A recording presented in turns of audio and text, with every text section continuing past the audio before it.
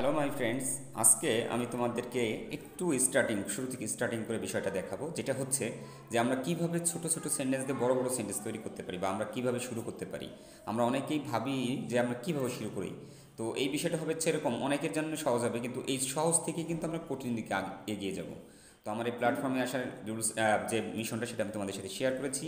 আজকে হচ্ছে আমরা একদম রুট লেভেল থেকে শুরু করব, কিছু প্রোনাউন বা কিছু নাউন ব্যবহার করে আমরা কিভাবে খাওয়ার বিষয়টা, অর্থাৎ আমি খাওয়াটা এক্সপ্রেস করতে পারি প্রেজেন্ট টেন্সে বা বর্তমানে। চলো আমরা একটু সেই বিষয়টা একটু আজকে দেখি যে কিভাবে আমরা এটা তৈরি করতে পারি।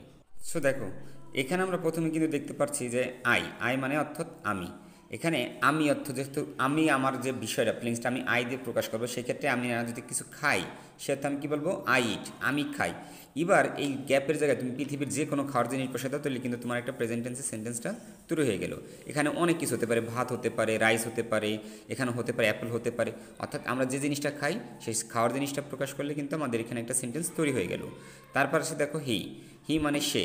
তাহলে এইখানে একটা জিনিস লক্ষ্য রাখি, দেখো সের পরে কিন্তু আছে হি ইটস। আমরা কিন্তু ওখানে উপরে দিয়েছিলাম শুধু ইট, কিন্তু এখানে এস যোগ হয়েছে কেন?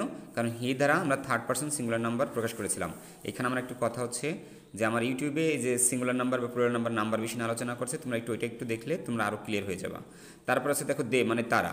তারা হচ্ছে কি? তাহলে তারা খায়, তারা কি খাবে? দে ইট, তারা খায়, তারা যে জিনিস কিনো। এখানে আমি আমার কথা হচ্ছে তুমি গ্যাপের ভিতরে যে কোনো খাওয়ার জিনিস বসে দিলে তুমি একটা সেন্টেন্স ইজিলি তৈরি করতে পারতেছো। তারপর হচ্ছিল ইউ, ইউ মানে হচ্ছে তুমি বা তোমরা। তাহলে ইউ তুমি অথবা তুমি খাও, ইট মানে খাও। তাহলে তুমি কি খাও? তুমি যা ইচ্ছা এখানে তাকে খাওয়াতে পারো। সেই খাওয়ার বিষয়টা আমরা এখানে তুলে দিলে কিন্তু এখানে একটা ভালো একটা বিষয় আমাদের কাছে লক্ষণীয় হয়। আর একটা হচ্ছে সি, দেখো এখানে আমি একটা লিখছি মহিলা সে, অর্থাৎ হি মানে সে, সি মানেও সে। তাহলে পুরুষদের বেলায় হচ্ছিল হি আর মহিলাদের বেলায় হচ্ছিল সি। তাহলে সি ইটস, যেহেতু হির পরে ইটস দিছি সিঙ্গুলার, এখানে শির পরেও আমরা ইটস দিছি। তাহলে সে খায়, সে কী খায়? এখানে আমরা খাওয়ার বিষয়ে যা যা আছে সেই বিষয়টা আমরা এখানে লিখলে কিন্তু আমাদের সেন্টেন্সগুলো অনেকগুলো সেন্টেন্স হয়। আচ্ছা, আমরা কোনো একটা সিঙ্গুলার বিষয় যদি আমরা এস যোগ করি সেটা প্লুরাল হয়, সেই ক্ষেত্রে কিন্তু ভার্বটা তোমার কি হয়? ভার্বটা হচ্ছিল তোমার হচ্ছে মূল ভার্ব হয়। যেমন হচ্ছিল এই ইটটা হচ্ছিল তোমার কি? মূল ভার্ব। তো সেখানে আমরা যদি কোনো সাবজেক্টকে প্লুরাল করে দেয় তাহলে মূল ভার্বটার সাথে কিন্তু এস বাই এস যোগ হবে না। সেই ক্ষেত্রে আমরা এখানে খাওয়ার যা ইচ্ছা তাই তৈরি করে দিতে পারি। এবার দেখো আমরা দিচ্ছি উই, উই মানে হচ্ছিল আমরা। তাহলে আমরা আমরা কি করে? উই ইট, আমরা খাই।